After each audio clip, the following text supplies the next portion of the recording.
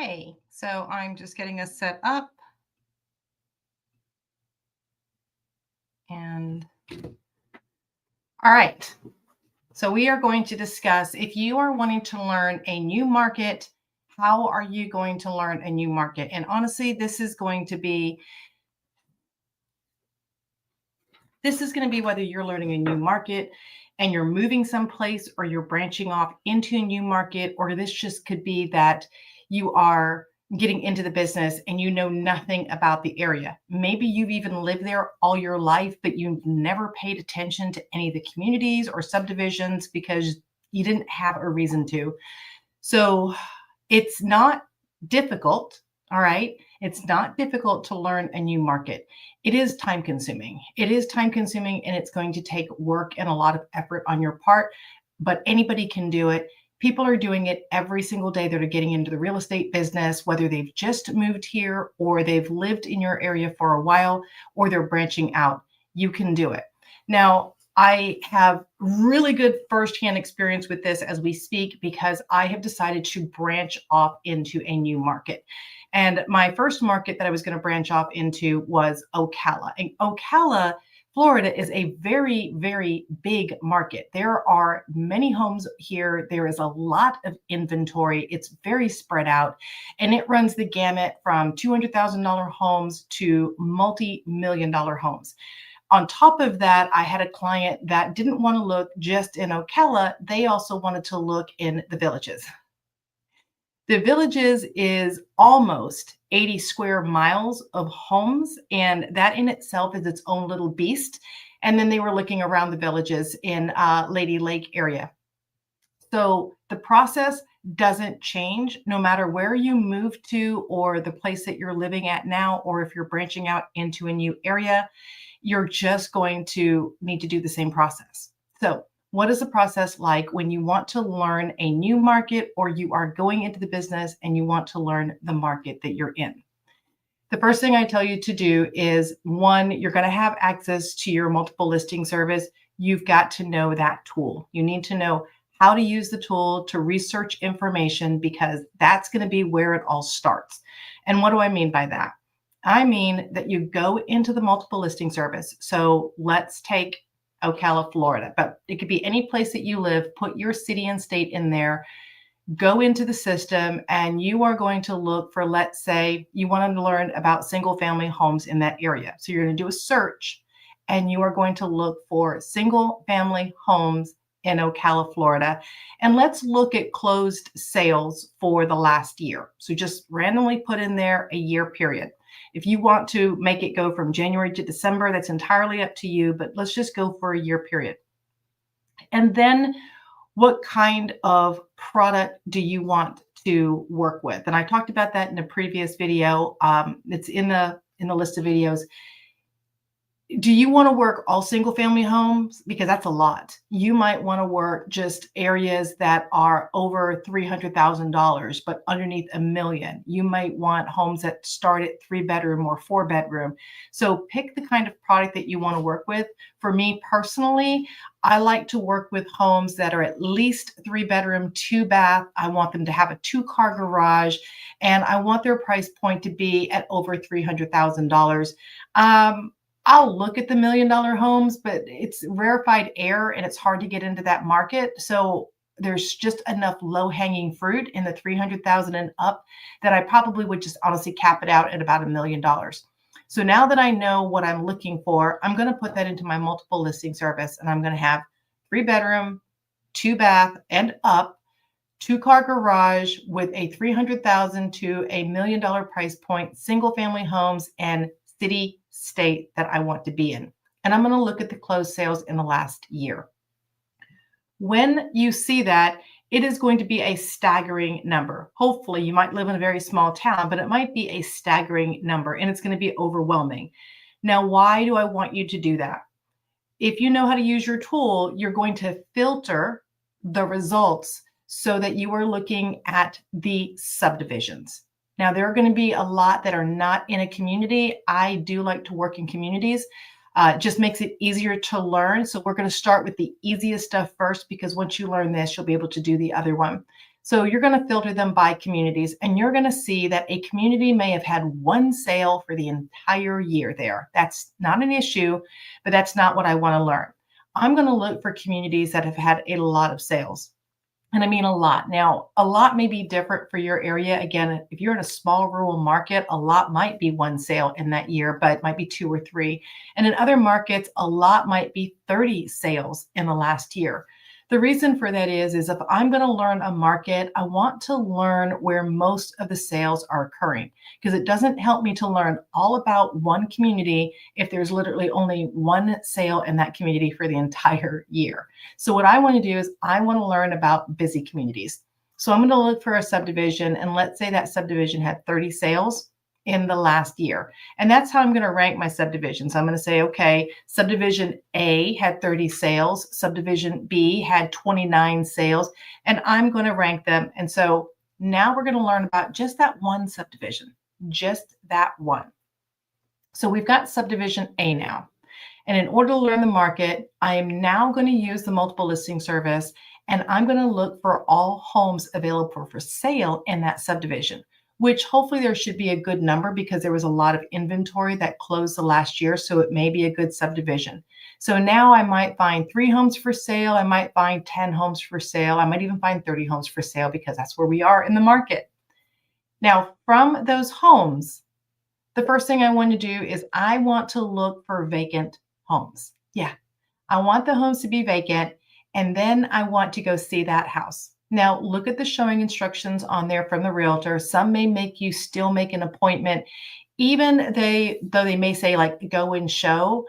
I definitely still like to contact the listing agent, either call or text or email, and I want to confirm that the information hasn't changed. Sometimes you'll see a listing that's been there for a week, could have been there for a month or a year, and something changed. They might have rented the house out or moved a family member in. They might be in the middle of construction, doing something to the property, and they forgot to update the multiple listing service. And it's embarrassing when you walk into a house that is now occupied. So I confirm with the agent that the property is still vacant and that I can still go and show the property. And many times what will happen is they will think that because you're seeing the property that you have an interested buyer. The seller gets very excited that there's a showing on the property and that there might be an interested buyer. So I just go ahead and head it off at the beginning and I say, hey, listen, I'm new to the market. I am learning the market and I'm learning the inventory. I don't have a buyer yet, but if in the event that I do get a buyer, I already want to know what the inventory is like in the market, and I want to know what this home is like. So if somebody does express interest in this home, I've already seen it and that I can give them the information. So I want to be straight up and honest with them, because remember, there's a seller on the other side that may have had no showings and you are it, and they think that you're bringing a buyer. And I just want to be transparent that I'm really just learning the market. So now I will go in and I will see all the homes in that subdivision, and I'm going to take note. I'm going to find out, okay, you're going to start to see the same floor plans, especially if you're in a subdivision. You're going to see the same floor plans or the same 3 or 4 floor plans. You're going to see the same materials in there. And if you are starting to see different materials, you'll be able to know, okay, well, this house might have been updated, or maybe the houses are 30 years old, and you'll start to see what kind of updates have been done to those homes. Have they had the roofs redone, HVACs? And you're just getting a feel for what the expectation is in the community. Now, I'm going to make sure I just don't have any comments from you guys yet. If you've got any comments, just drop them in here and I'll be happy to answer the comments as they come up. So now that you're learning the community, while I'm there, I'm also going to drive around and I want to know things like, are there amenities? And if there are amenities, what kind of amenities do they have? Do they have a tennis court, basketball court? If they have a tennis court, how many? Don't assume that they just have one. There's some subdivisions that I've gone to where there is only one tennis court, but then there are another one that was 4 tennis courts, 2 of which were made into pickleball.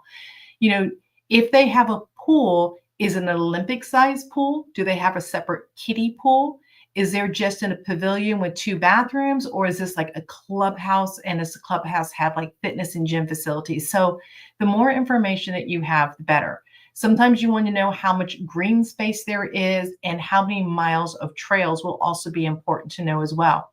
Things that I look for is sidewalks. Many people ask, are there sidewalks? Will my kids be playing in the street? Will I be having to do my jogging in the street? So in some subdivisions, I see that the sidewalk is only on the main road, or it might just be on one side of the street. And then other times I'll see like on the off roads, there are no sidewalks. So things like that just show that you really actually do know about the neighborhood. So I go and get these kind of details about the property and the area. Then what I do is I go back to my multiple listing service, because I told you you need to know how to use your tools. And I go back and I use their software, and everybody's got a different one. I think ours is Relist, and there's also Remine. Both kind of do the same thing to me. So use either one or whatever your system provides. And in there, I can go in and I can say, okay, in this subdivision, let's say subdivision A, I can use that tool to have it tell me how many homes are in that subdivision. So if the subdivision is finished out, I could say, all right, in this subdivision, there are 365 homes. 365, no room for any more. They're all built out. I will look at the smallest house and say the smallest house is 1,283 square feet. And that was a 2-bedroom, 2-bath. And the largest house is 3,961 square feet. And that is a 4-bedroom, 3-bath. And I may say, okay, I see that no homes in the neighborhood have a pool in the backyard because it's a pool community. So nobody got a pool. And I could say the homes were built, and I could look at the oldest house and the newest house and say, all right, they were built over a 10-year period between 1995 and 2005. And that may be why you're seeing some homes have been updated and some homes haven't. So then I will look to see with Google Map, how far is that subdivision from maybe the interstate or the airport or one of the top 3 major employers. I'll also want to know how close it is to grocery stores or medical, because those are the questions that most people ask you is, how far am I from a pharmacy? How far am I from the VA? How far is the hospital? How far is, like, we're in a university town, how far is the university? How far is the interstate? How far is the airport? How far are we to the beaches, especially if you have people relocating to an area? So I will look to see what is around there. I don't go nitty gritty and look for like how many pizza places there are or restaurants. Normally, if you've got a grocery store, you might have a strip mall around it. So I'll say, there's some dining facilities within a mile of it. And so now I have information. All right. So now I have learned one community, just one. And if you were following along my other videos, while you're there, videotape the community or take photos of the community and start to build out a library. Now, I personally like Google, so I have a Google Drive, and I would name that subdivision A, and I would take my photos or videos of the subdivision, and I would have all those photos in there. So when somebody is asking me, well, what's the difference between subdivision A and subdivision B? And I would have my folder and I'll say, oh, you know what? Subdivision A has got 2 tennis courts and a small pool, but subdivision B has 4 tennis courts with an Olympic-sized pool. And then I could say subdivision A has much older homes and they're on large lots, but subdivision B has newer homes, but they're on really, really, really tiny lots. And this is where you start to bring your value and you start to bring your knowledge, because you truly know what is going on in that subdivision. So from here, you can make content. You could make content that you're out there and you're like, you know what? I am learning this subdivision today, and I didn't know that they had sidewalks only on the main street. And that, we're only, let's say, we're only like a 5-minute drive to the airport and a 3-minute drive to the new emergency care facility that they just put up the road. So now you've got ability for content. I also drive the streets so people can get an idea of what the homes look like, because a lot of times you don't think about it. But when I've sent people videos and they saw the homes, they said, oh, wow, that is a lot of 2-story homes. Is that what the community is built about? And I thought, you know what? I never even thought of that. I was too busy thinking of other things to know that the majority of the homes were 2 stories. And yeah, that might be an issue if you've got a family member or a friend that is unable to navigate the stairs. And so you now have a folder that you've learned everything about that neighborhood. You can also, like I said, you've gone back there and you've seen how many homes have sold in the last year. You will now know what was the lowest selling point and what was the highest. And then you could say, in this subdivision A, homes have sold in here between 325,000 and 425,000. And in subdivision B, they sold between 375,000 and 450,000. And somebody might say, well, what was the difference in the price between the two? And because you did your research, you'll be like, well, these are older, these are newer. And then you can go into what makes them them. And so do one subdivision, I would say a week. I mean, I think that's more than enough time. I think a day might be pushing it if you have nothing else to do, but hopefully you're doing social media and you're learning your other tools. And so that is how I am learning my area. Is I started with one subdivision. And this subdivision is actually a new build subdivision, and it's going to be being built over the next 10 years. So I knew that my information was going to be good and up to date, and I was going to be able to get and milk this information for the next 10 years.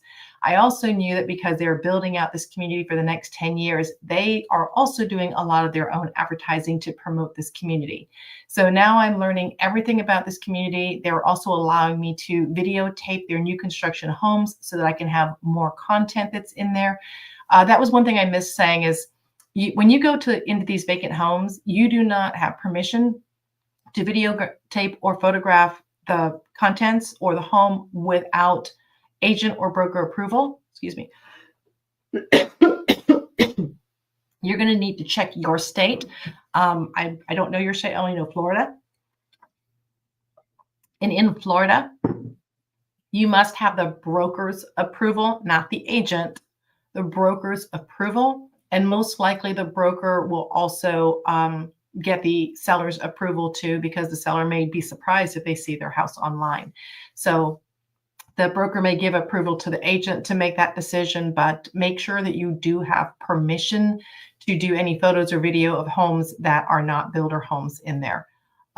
So let's go back to that content again. So now you have got this one subdivision and you can use it for so much marketing. Like I said, you can do the videos of the area. You can turn those into carousel posts. You could do polls and say, would you cool off here in the summer, and then just do a poll. And then if they say yes and ask you where the pool is, you can create that kind of engagement. If you've got people moving to the area, you have information that you can give them that no other agent most likely has.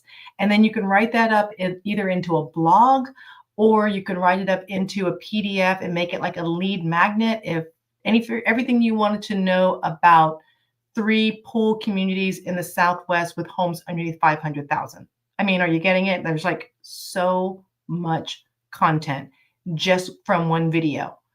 Sometimes I've done videos and be like, wow, I didn't know that this community was so popular. They actually had 30 homes sold last year. Like, if you know this area, are you surprised that many people really wanted to live here? You could say, if you do, you know that there's still 3 homes available for sale. So you can make so much content while you are learning an area.